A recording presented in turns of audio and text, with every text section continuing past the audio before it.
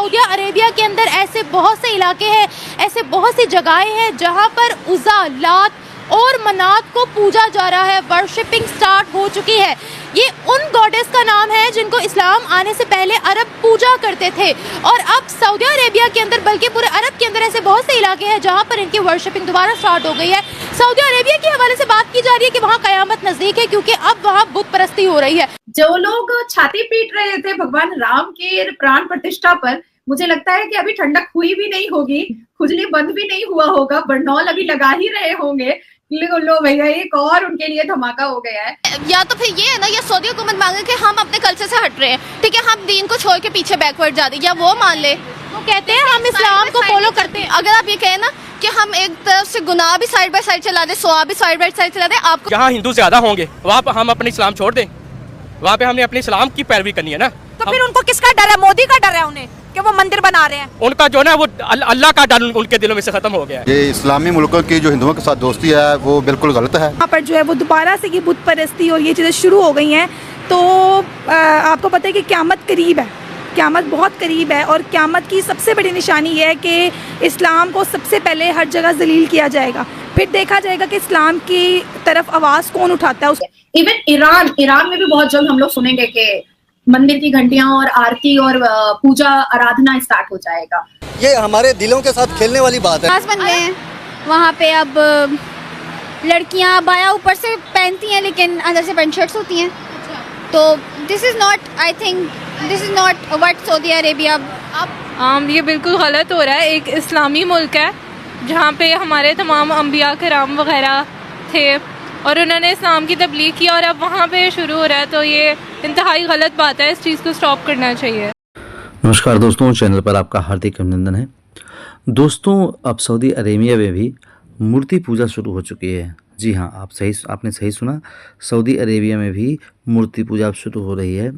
वहाँ के लोग जो हैं, इस्लाम के आने से पहले के जो देवी देवता थे उनकी मूर्तियाँ निकाल करके उनका पूजन शुरू कर दिया है, और इसको देख कर के पाकिस्तान में बहुत हलचल मचा हुआ है। दोस्तों, पाकिस्तानी कह रहे हैं कि सऊदी अरेबिया जो है वो हिंदुस्तान के साथ जब से दोस्ती किया तब से अब वो जो है इस्लाम को फॉलो नहीं कर रहा, और अब वो काफिर हो गए हैं और इस्लाम के ट्रू सेंस में नहीं है।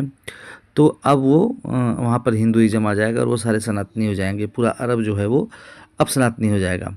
तो पाकिस्तानी इस पर जो है अपने व्यूज़ दे रहे हैं, इस पर अपने विचार दे रहे हैं कि किस तरह से सऊदी अरेबिया जो है वो सनातन धर्म की तरफ बढ़ रहा है। तो आइए देखते हैं पाकिस्तानी लोगों का और उनके मीडिया का, एक्सपर्ट्स का इसके बारे में, और मुल्लों का स्पेशली जो फतवा लगाते हैं उनका इसके बारे में क्या रिएक्शन, उनका इसके बारे में क्या कहना है। दोस्तों, कभी भी ये नहीं चाहते कि हमारा इस्लाम इस तरह से जो है वो जगह जगह पे जलील और रुस्वा हो, ठीक है ना। हर चीज़ जो है वो आपको पता है कि कुरान पाक में मौजूद है कि क्या क्या चीज़ें, क्योंकि एक पॉइंट ऑफ व्यू से बात नहीं हम कर सकते हैं। तो अब आप ये बात करी थी कि जैसे वहाँ पर जो है वो दोबारा से ये बुत परस्ती और ये चीज़ें शुरू हो गई हैं।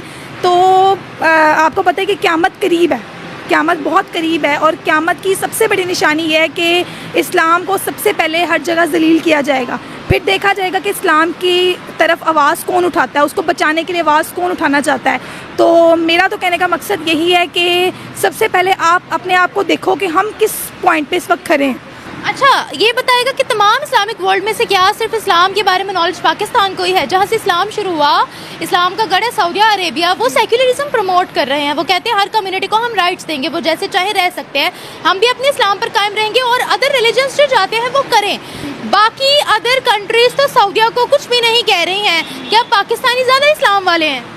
नहीं, पाकिस्तानी इस्लाम वाले इस तरह है कि आपको पता है कि वहाँ पर तो हर बंदा जो है वो जिस तरह उम्रा करने जाते हैं, हज करने जाते हैं, तो चाहे वो कोई भी है, हर बंदा वहाँ पे एक कम्युनिटी जो है एक जैसी कहलाई जाती है। बट यहाँ पर ये है कि हमारे यहाँ पे एक बंदा अगर कोई गलत काम कर रहा है ना, तो हम फ़ौरन उसके ख़िलाफ़ हो जाते हैं।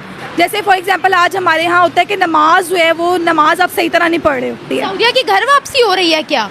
मतलब वो दोबारा से उसी राह पर चल रहे हैं जिससे उनको हटाया गया था?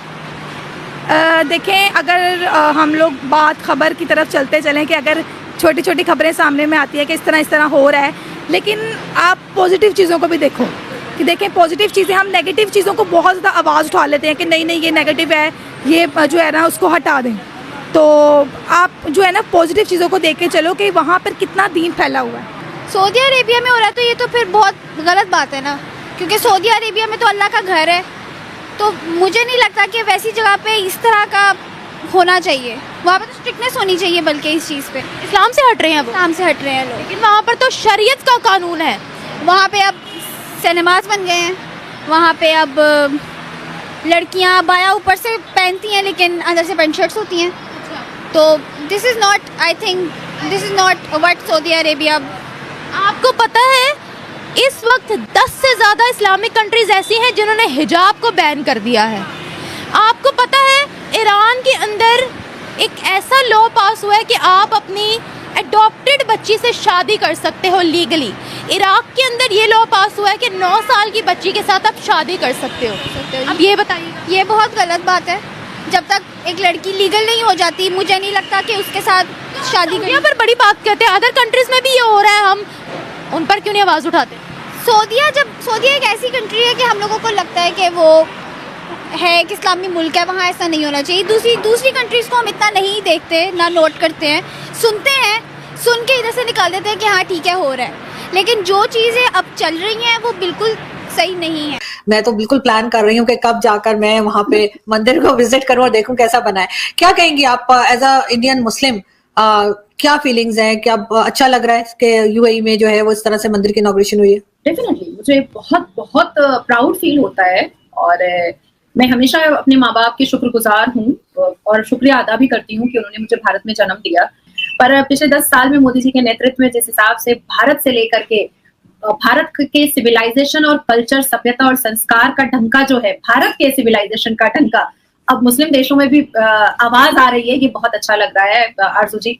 भारत का बना हुआ यूपीआई जो है वो बायलैटरल रिलेशनशिप में आया। उसके बाद फिर मोदी जी ने जब बैठ करके बातचीत किया तो आईमैक कॉरिडोर के बारे में उन्होंने जैद जी से बात किया। दुबई में 15 लाख इंडियन पॉपुलेशन है, भारतीय पॉपुलेशन है। अबू धाबी में 7 लाख से ऊपर भारतीय पॉपुलेशन है। शारजा में 5 लाख से ऊपर भारतीय पॉपुलेशन है। अल ऐन में 3.5 लाख से ऊपर भारतीय पॉपुलेशन है। और ये मैं यूएई का ही डेटा लेकर के बैठी हुई। तो अब दुबई, अबू धाबी का तो हम लोगों ने मंदिर देख लिया। इसके अलावा दुबई में भी हम लोगों को पता है। उसके बाद फिर शारजा में भी मंदिर की जगह जो है वो देखी जा रही है। अल ऐन में भी मंदिर की जगह देखी जा रही है। इवन ईरान में भी बहुत जल्द हम लोग सुनेंगे कि मंदिर की घंटियां और आरती और पूजा आराधना स्टार्ट हो जाएगा। प्राइम मिनिस्टर मोदी पहुंचे हैं मिडिल ईस्ट यूएई, जहां पे कहा जा रहा है कि वो अपने जो ग्लोबल मसल्स हैं वो फ्लेक्स कर रहे हैं। दूसरे मुल्क में जाके, मुसलमान मुल्क में जाके मंदिर का इफ्तिताह करना, एंड देन सेकंड जो है वो ये बंदे जो छुड़वा लेना है। How do you see these developments particularly for prime minister Modi's politics? जो बात ये मैं बताना चाहूंगा, 7वां ट्रिप है इनका यूएई का, मोदी साहब का। जब यहाँ पे अयोध्या का बना है, साथ यहाँ न्यू जर्सी के अंदर ये बाप वालों का मंदिर यहाँ भी बना था, न्यू जर्सी के 27 एकड़ जमीन के ऊपर जो कि गिफ्ट की गई थी, उसके ऊपर वो मंदिर बना है। इस वक्त कहते हैं ट्रेड, डायस्पोरा, प्रॉफिट और सिविलियन अवार्ड और पॉपुलैरिटी ऑफ मोदी ग्रिप उस एरिया के अंदर 7 मुल्कों ने हाईएस्ट सिविलियन अवार्ड मोदी साहब को पहले उस एरिया से दे चुके हैं। 9 मिलियन से ज्यादा इंडियन डायस्पोरा वहां पे इन स्टेट्स के अंदर मौजूद है।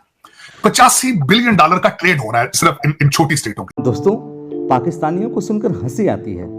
कहाँ से आते हैं ऐसे लोग? ऐसा लगता है ये लोग हमारे गोले के नहीं हैं, किसी और गोले से आए हैं। कितने तेजस्वी हैं ये लोग। आप सभी हंसते रहिए और पाकिस्तानी कॉमेडी का मजा लेते रहिए, और चैनल को सब्सक्राइब करना और शेयर करना ना भूलें। धन्यवाद।